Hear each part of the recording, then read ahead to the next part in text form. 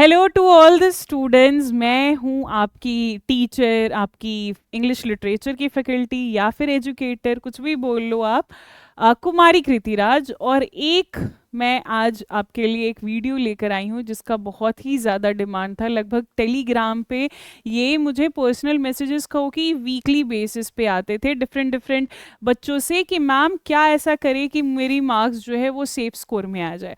और ma'am safe score कितना है? तो मैं सबको तो यही बोलती हूँ कि बच्चे अगर आपका 300 का मार्क्स है तो सेफ स्कोर आपके लिए 250 प्लस ही होता है।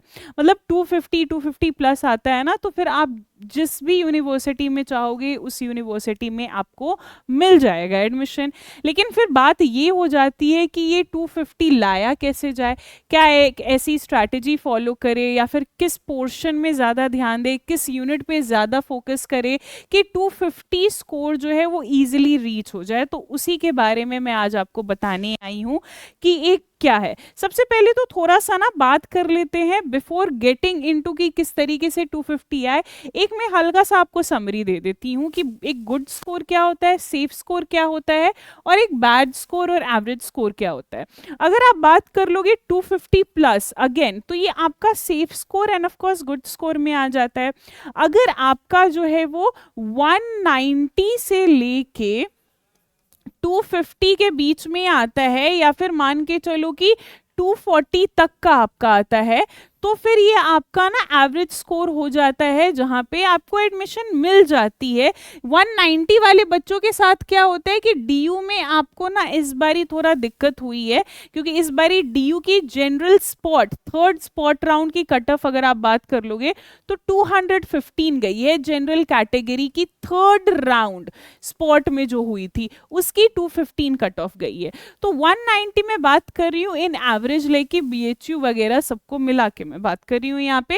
एंड फिर उसके नीचे जो आपका स्कोर आ जाता है 180 एंड बिलो, ये थोड़ा स्कोर में ना बच्चे को बहुत दिक्कत होता है irrespective of any cut off. मैं बोल रही हूँ यहाँ पे क्योंकि अगर इस बार ही जेएनयू, जो बच्चे यहाँ पे जेएनयू को फोकस करे, क्योंकि जेएनयू की अगर आप बात करोगे तो जेएनयू की कट ऑफ गई है आपके बच्चे 265, 66, 67 कुछ इस तरीके से गई है।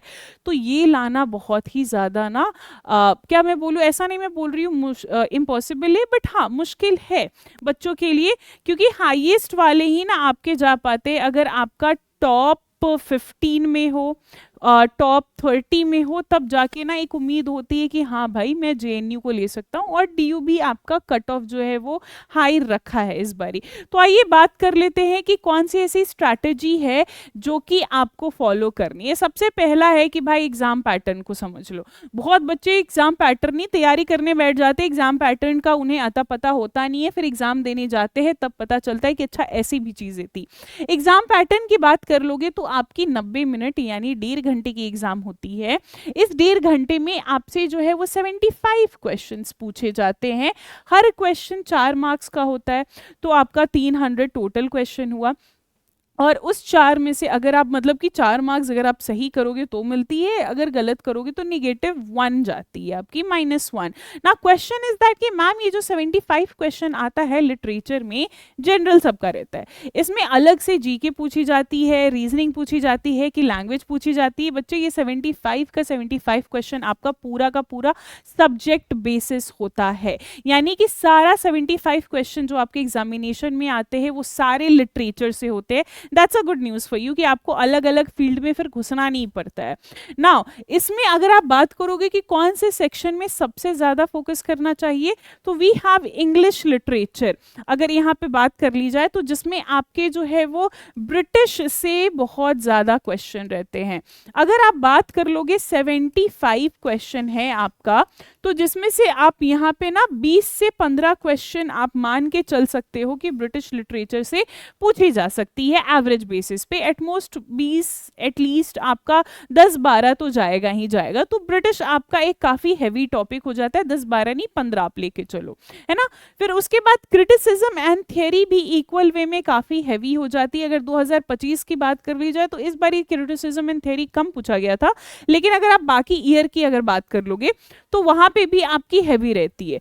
तो ये भी आप ना 10 क्वेश्चन एक एवरेज बेसिस पे क्रिटिसिज्म एंड थियरी लेकर चलो। इंडियन इंडियन लिटरेचर की क्वेश्चन अब बहुत ज़्यादा आने लग गई है, इंक्लूडिंग द प्राइजेज, जो आपका साहित्य अकेडमी अवार्ड वगैरह हो गया, उससे भी अगर आप बात करोगे। एंड ट्रांसलेशन में अगर बात करोगे तो एंशिएंट वाला भाई, सिर्फ वो नहीं राइटर्स नहीं कि जो कि इंग्लिश में लिखे, बल्कि वो सारे राइटर्स भी आपके आ जाते हैं जो कि डिफरेंट लैंग्वेजेस में, अपने रीजनल लैंग्वेज में उन्होंने लिखा है और काफ़ी फेमस राइटर है, उनकी वर्क ट्रांसलेट हुई है और वो सारे राइटर्स को भी पूछा जाता है। Remember I am not talking about after the writers, like after independence वाले राइटर्स या फिर इंडिपेंडेंस के 10-15 साल पहले वाले writers. I am also talking about the writers of 16th century, 17th century. You have Bhakti movement, you have Sufi movement, you have Vedic period also, you have some best of the best epics like that of Ramayana and Mahabharata. उससे भी question आता है, तो इसकी भी अगर आप बात कर लोगे तो 15 आप ये भी एवरेज लेकर जा सकते हो। फिर वर्ल्ड लिटरेचर है, वर्ल्ड लिटरेचर में आपका American, Australian, Canadian, African, Russian, ancient से लेके कंटेम्प्रेरी तक की पूछी जाती है। तो इसके भी बेसिस पे अगर आप बात करोगे तो 10 एक एवरेज आप लेकर चल सकते हो, 10 से 15 एवरेज जो कि अवार्ड बेस में पूछा जाता है। लिटरेरी इवेंट्स एंड डिवाइसेस की बात कर लोगे तो ये भी आपका जो है वो वैसा ही जाएगा, 10 के आसपास की इसकी एवरेज होती है। यानी ये कुछ कुछ ऐसा पोर्शन है ना बच्चे जो कि वेटेज इसकी काफ़ी ज़्यादा रहती है ना। इंडियन एंड ब्रिटिश की तो वेटेज काफ़ी ही ज़्यादा रहती है, तो इसको किसी भी कॉस्ट में आपको बिल्कुल नहीं छोड़ना है, चाहे मेजर राइटर्स पर हो या फिर माइनर राइटर्स पर हो, आपको ये दो पोर्शन एकदम स्ट्रांगली होल्ड करके चलना है। Same with your criticism and theory, same is with your literary devices and same with your world literature. Okay, and ये भी याद रखोगे कि अगर 200 प्लस लाना है, 250, 200 प्लस नहीं 250 प्लस लाना है आपको 300 में से, तो आपको एवरेज पे ना 62 to 70 क्वेश्चंस पॉजिटिव वे में अटेंड करने होंगे, यानी सही अटेंड करने होंगे।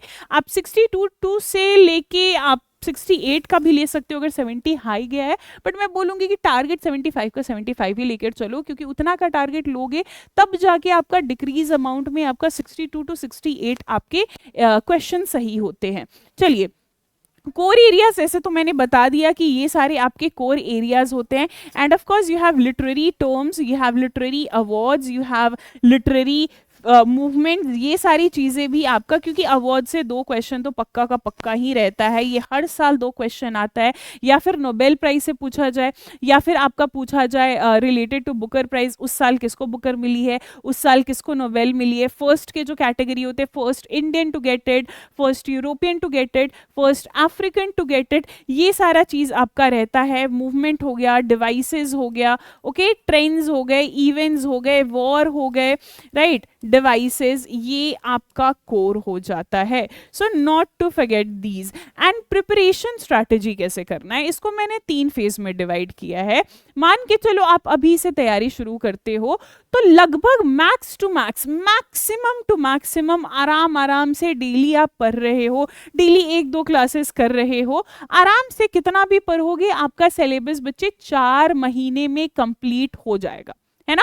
अब इतना भी आराम से कि एक दिन आज पढ़ा 2 घंटा फिर 2 दिन नहीं पढ़ा, वैसा आराम से नहीं, कि डेली आपने एक कंसिस्टेंसी में 3 से 4 घंटा अगर आप दोगे कंसिस्टेंसी में, अपार्ट फ्रॉम योर क्लासेस में बात कर रही हूँ सेल्फ स्टडी की, तो फिर आपका 4 महीने में कंप्लीट हो जाता है। जब ये 4 महीने में आपका कंप्लीट होगा तो रेगुलर क्लासेस तो आपने करने ही करने हैं, बट एक रेगुलर रिवीजन भी आपका साथ ही साथ जाएगा। यहाँ पे मैंने 3 रिवीजन रूल बताया है, 3 रिवीजन साइकिल, यानी एक जो है वो उसी दिन टुडे वाला रिवीजन, राइट, देन आपका जो है वो नेक्स्ट डे वाला रिवीजन, राइट, टुमारो वाला रिवीजन, और एक रिवीजन आपका जाएगा वीकली वाला। ना ये क्या है, जैसे मान के चलो आज आपको मैंने एक टॉपिक पढ़ाया या फिर आपने सेल्फ स्टडी में एक टॉपिक पढ़ा, and by the end of that day you give half an hour और 20 minute to that topic and आप उसको रिवाइज करो। Next day also before studying, right, शुरू का मतलब पढ़ाई शुरू करने से पहले again 20 minute and half an hour give your time to those topics जिसको आपने कल पढ़ा था। तो 2 रिवीजन हो गया, 24 घंटे में ही आपका 2 रिवीजन हो गया। एंड वीकली रिवीजन, क्योंकि संडे को जनरली सबकी छुट्टी होती है, फिर वीक में एक आधी छुट्टी कभी कभी हो जाती है, एक से ज़्यादा भी हो जाती है, राइट, कभी कभी, तो वो आप वीक में एक दिन, कोई भी एक पर्टिकुलर दिन फिक्स करो और कोशिश करो कि मैं पूरे वीक में मैं जो भी पढ़ी हूँ उसको मैं उस दिन रिवाइज कर लूँ। वो 1 घंटे 1.5 घंटे के टाइम में आपका हो जाएगा, क्योंकि ऑलरेडी आपका 2 रिवीजन जा चुका है, तो वीकली रिवीजन में आपका उतना टाइम नहीं लगेगा। तो ये 1.5 घंटे का काम है, आपको ये करोगे तो आप 3 रिवीजन टॉपिक पढ़ते भी जा रहे हो और 3 रिवीजन भी आपका चलते जा रहा है, जो कि आपके लिए काफी ज्यादा बेनिफिशियल होगा। एक आपने पढ़ा, 2 रिवीजन आपका 24 घंटे में हुआ, वो तीसरा आप वीकली कर रहे हो और मंथली भी आप लेकर चलोगे टेस्ट के साथ, तो वो भी आपका सही होगा। साथ ही साथ आपने शॉर्ट नोट्स भी बनाना है, फ्लैश कार्ड्स भी बनाना है, movements and theories, and make it in a chronological way. Okay, जो पहले आया उसकी पहले, जो बाद में आई है उसके बाद में हम लोग पढ़ाई करेंगे। फिर उसके बाद नेक्स्ट 1 मंथ के लिए आप PYQs सॉल्व करो, है ना। PYQ को देखो, मॉक टेस्ट है, टेस्ट सीरीज है, ये देना शुरू करो। PYQs आपका खैर बहुत पहले का आपका नहीं लगेगा, 75 क्वेश्चन है, पहले तो आपके बस 50 क्वेश्चन आया करते थे। तो आप बैठो आराम से, एक दिन में कोशिश करो कि मैं एक दिन में ना करीबन मैं 15 क्वेश्चन के एवरेजेस में PYQs में लेकर चलूं, है ना, 15 से 20 क्वेश्चन। तो आप एक दिन में PYQs भी करो, फिर साथ ही साथ PYQ खत्म होगा तो मॉक टेस्ट को भी आप लेकर चल सकते हो, मॉक टेस्ट को लेकर चलना ही पड़ेगा, नहीं तो PYQ के साथ भी आप इसको लेके चल सकते हो। फिर लास्ट जो 20 दिन हो जाता है बच्चे आपके एग्जामिनेशन के लिए, ये मेन आपका क्रूशियल होता है, अपार्ट फ्रॉम रिविजन एंड आपने जो सिलेबस कंप्लीट किया है, इसमें आपको क्रोनोलॉजिकल वे में सारी चीजें रिवाइज करनी पड़ेगी। जो भी की क्रिटिक्स है, थेरिस्ट है, राइटर्स है, उन्हें वापस से आपको पढ़ना पड़ेगा बच्चों की तरह, है ना। एंड साथ ही साथ जो भी इंपॉर्टेंट फर्स्ट लाइन है, कोटेशन है, जॉनरा है, इंपॉर्टेंट लास्ट लाइन है, इंपॉर्टेंट कैरेक्टर्स है, ये सारी चीजें भी आपको हाथ ही हाथ करना पड़ेगा। And Indian world and of course you have British, not to forget, right, you have British canon, right, इसको भी साथ में एकदम 20 दिन में कोशिश करना, लास्ट के 20 दिन नहीं तो 1 महीने में कोशिश करना कि मैं इसको निपटा लूं, है ना। नाउ टेस्ट टेकिंग टिप्स यहाँ पे मैं बताती हूँ कि एलिमिनेशन मेथड, हाँ, जब आप एग्जाम में बैठोगे, चाहे मॉक टेस्ट हो, PYQs दे रहे हो और मेन एग्जामिनेशन में, तो ये करना ही करना है।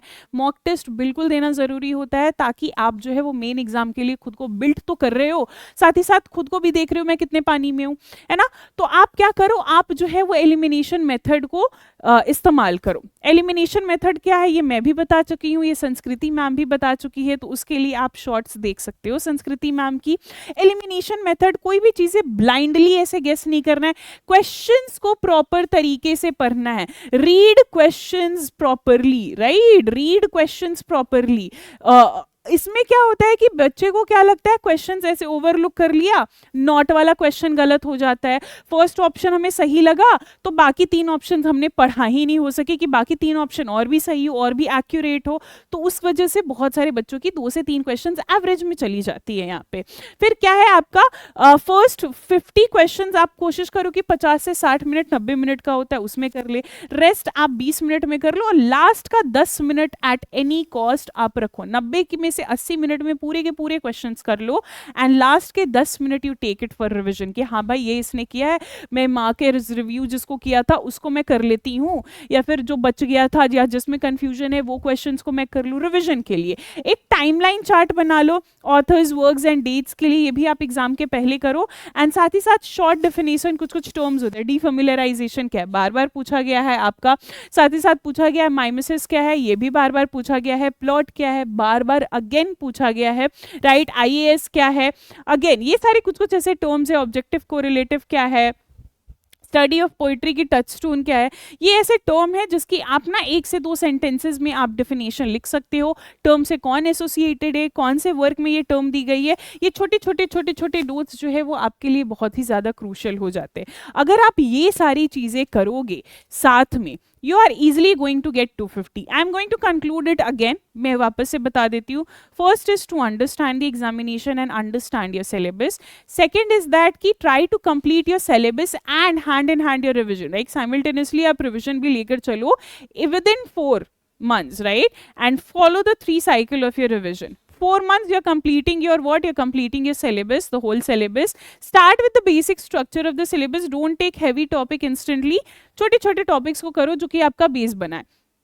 देन फिर उसके बाद क्या करना है, PYQs एंड मॉक टेस्ट आपको साथ ही साथ लेकर चलना है।